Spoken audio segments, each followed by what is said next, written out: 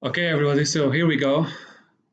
This video is a follow-up for the last video, which was about exploiting webmin vulnerable web application, which was part of Nezuko vulnerable hub. Now, in this video, we're going to do privileged escalation. Okay, I'm going to restate that the purpose of splitting videos, splitting one challenge or one walkthrough into multiple videos is to teach you the techniques of penetration testing, okay, each with its own, okay.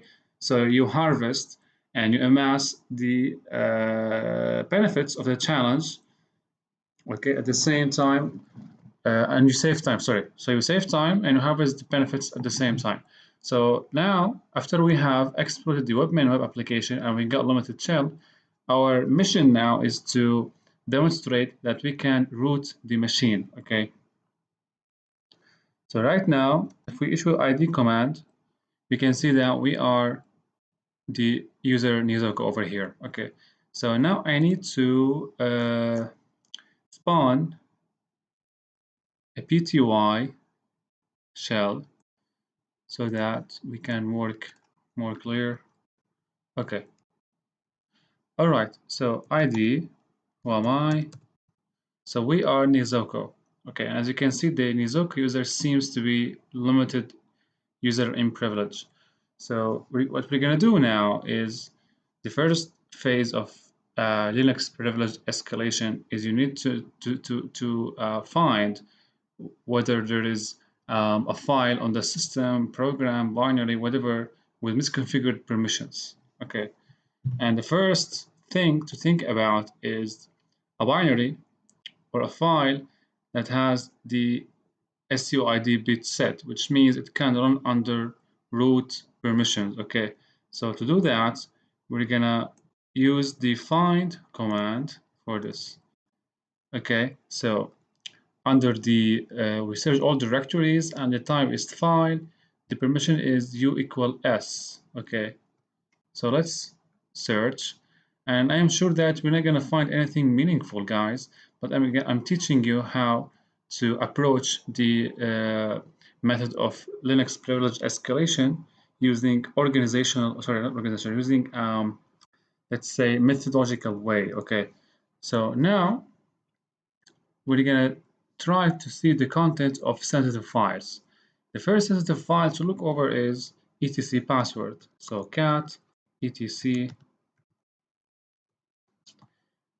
Okay, so here we have the users of the system, but we can see here that there is the user on the system with the hash being revealed over here.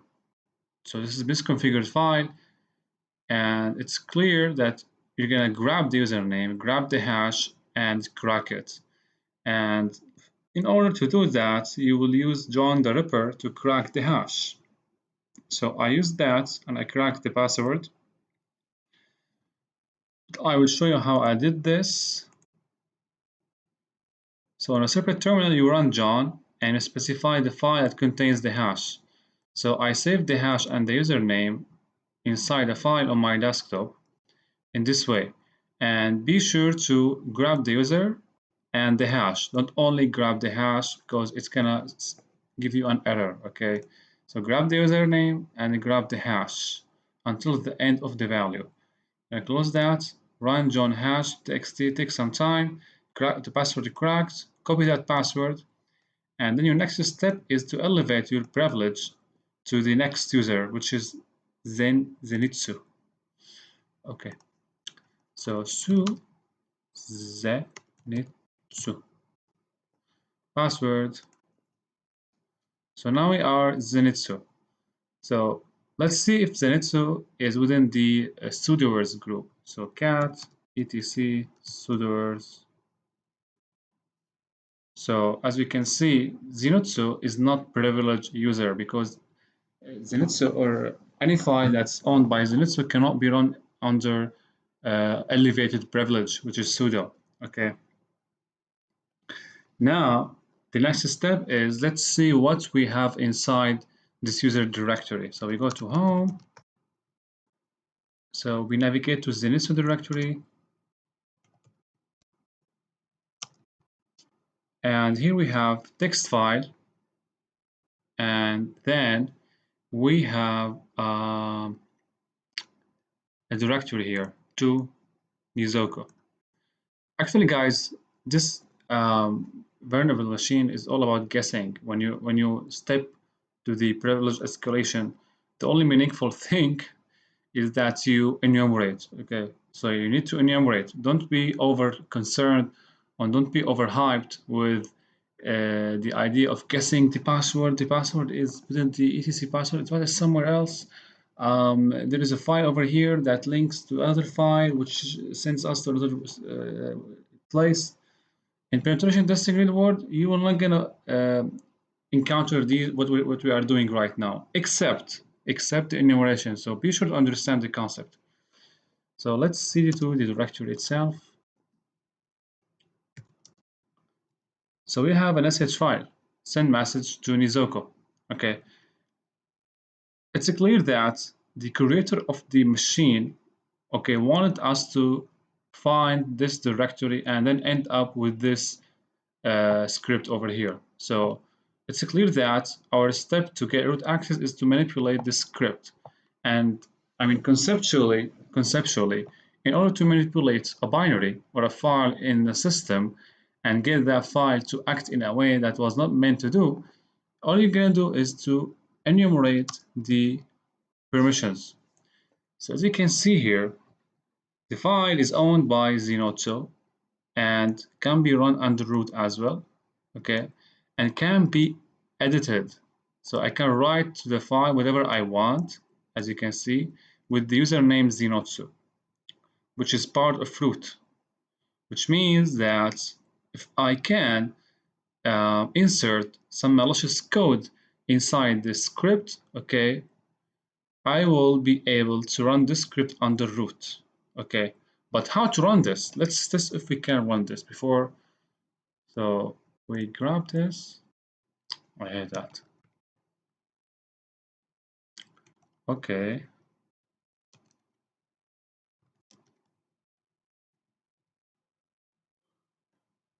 See that the tab doesn't work in my terminal.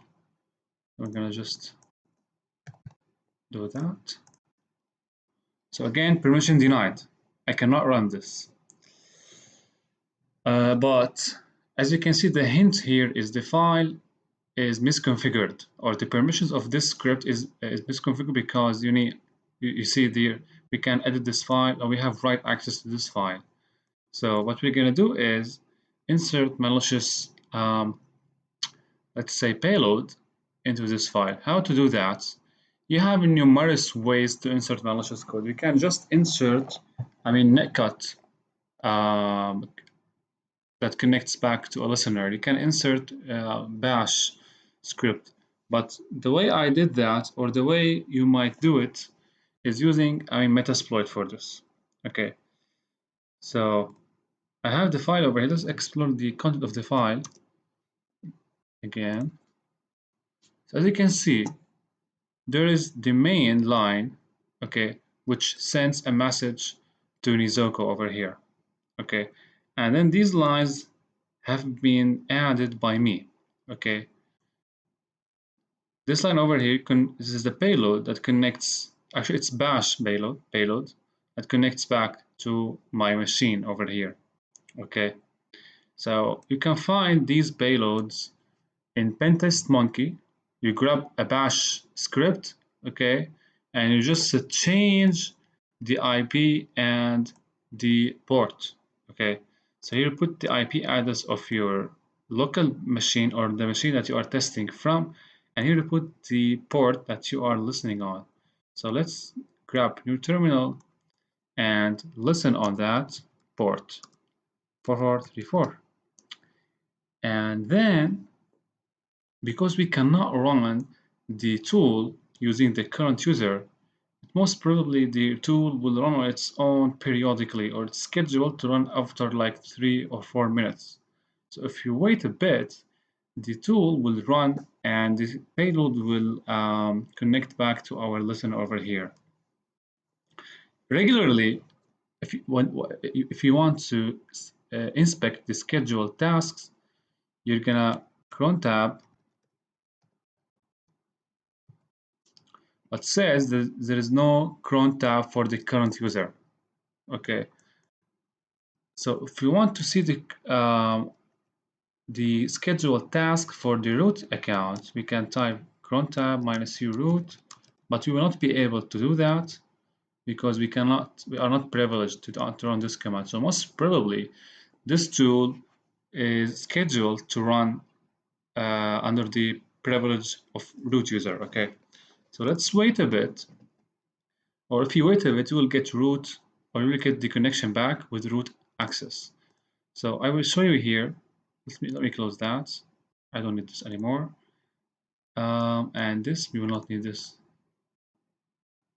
Okay, so over here,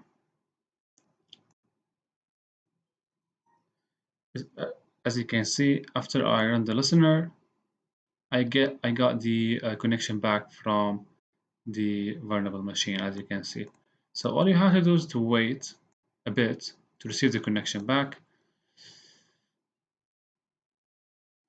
And yeah, so the main idea behind this video is to make sure that not to put revealed hashes in the password file. Okay, and at the same time, if you have tools or scripts inside the system, make sure they are, they cannot be edited with non-privileged users, as we did to the message sender. Okay, we were able to edit the sender, or sorry, the script under the current user. Okay, so in most cases, all you have to do to prevent 70% of Linux privileged escalation attacks, 70% of them are misconfigured files, misconfigured scripts, misconfigured permissions. That's all of it. So just you need to make sure that all the scripts you have are, configured properly along with their permissions at the same time. So thank you guys, and hopefully see you in the next video.